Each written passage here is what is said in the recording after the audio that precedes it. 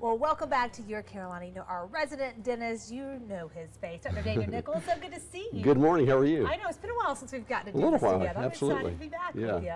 Well, you know, we always see your commercials. That's one thing we always have to talk about when you're here is because you want to make people feel good about going to the dentist again and not being nervous. Right.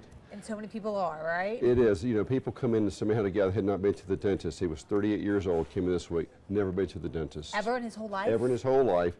Had gone with a parent, saw, you know, the bad thing the dentist did, you know, went home, saw the aftermath of it, and said, I'll never go. And so by the time he shows up in my office, he shows up, he's scared. I mean, he's very anxious, really wouldn't even open his mouth. Right. And, you know, he's terrified. And, you know, he has that memory that, you know, unfortunately got implanted in his brain as a child. And then the most important thing was he goes, I know I'm the worst patient you've ever seen.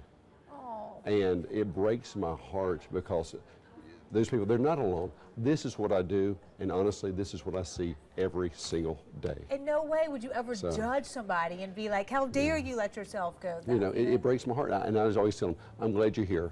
And the most important thing is we sit down with them, and I was like, tell me your story. Everybody has a story. Right. So my approach to help people overcome their fear is actually to listen to them, just plain and simple.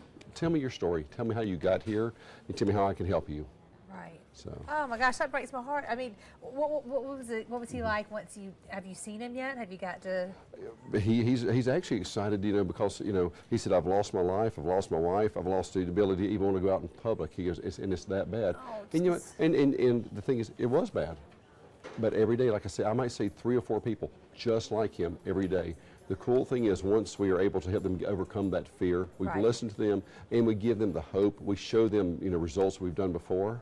Right. They come back, you know, the anxiety is still there, but the excitement of I'm going to be able to do something. And when you actually, honestly, you give somebody their life back, when they, you know, we give them the courage to get their life back, that is the payoff for me. That is the ultimate payoff. That's where I feel like, you know, my selfish part of the whole thing is I get to watch somebody who walks out and they have a changed life. They may have come in, you know, like this, and they leave just a smile. They leave just like that. I love it. Well, another thing that we hear you talk about a lot is a one-stop shop, you know, dentistry. Explain what that means. When I see these people that have, you know, a lot, they need a lot of care, and you know, they finally built up the courage to come see me. The last thing they want to do is go, hey, you need to go have this done, and start sending them around town. They get lost. They finally find one person they can trust, and I don't want them to be sent out somewhere else. So most of our patients are sedated. So when we bring them in and we do sedate them for their care, I can cover anything that they need at that time. So I don't have to wake them up. I don't have to wake them up and go, by the way, I can't do that. You need to go somewhere else, or trust me, and now let me send you other places. And now you got to find a new trust. I mean, you know, once they find that person and they find, you know, my staff and I take good care of them, and they can trust that, I have to cover all the bases. And that's been, you know, my approach is it's almost like the old-fashioned dentist. You know, you go in, you see him, he does it all. And then we'll come see you again in 6 months. I like it. In our last minute or so, these are common terms that we hear: implants, dentures, and bridges. Bridges, right. What are the difference, though, in the three?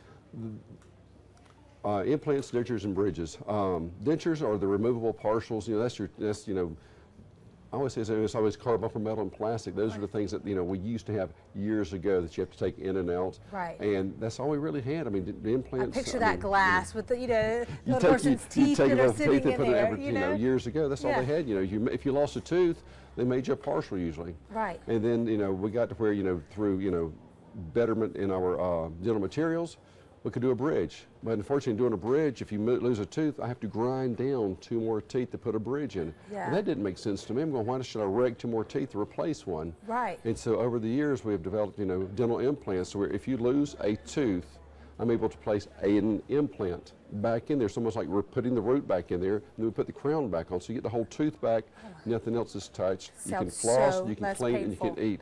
It's putting your tooth back. It's your second chance. Oh my gosh, that sounds so much better than all the first stuff that you were just describing. Dr. Nickles, I know you got people standing by to take calls because you always get so many calls after these segments. You are at 244-3211, right there on North Pleasantburg. Absolutely. We're there. They're waiting to call. Any questions, just give us a call. Yes, and he's just as nice in real life as you see him on TV. So call him and he'll make you feel good. Thank you so much, Dr. Nickles. Well, guys, stick around because you know it is Friday the 13th, and Jack shared some great little Friday the 13th trivia. Well, we're sharing what your superstitions are next. If you're superstitious, head to our Facebook page real quick. Let us know. We'll be back with more.